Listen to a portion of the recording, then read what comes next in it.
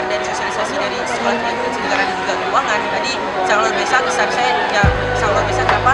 Karena disampaikan bagaimana sih cara kita masuk stan, bagian-bagian dari keuangan sangat rinci, sangat lengkap dan sangat bermanfaat lah bagi kami yang notabene semua orang ingin masuk ke stan, hampir semua orang ingin masuk stan, dan walaupun dengan sulit, tapi itulah impian semua orang. Dan untuk harapannya saya harap dengan menjadi seorang duta di sekolah saya bisa meningkatkan langkah saya masuk ke dalam sekolah tinggi ilmu negara. Ya baiklah, dan seperti kita tahu stan itu setiap tahunnya itu pasti mengalami peningkatan bagi yang mendaftar maupun bagi semua pesertanya. Jadi kami berharap dengan adanya sosialisasi dari Kementerian Keuangan ke Mapolda Banda Aceh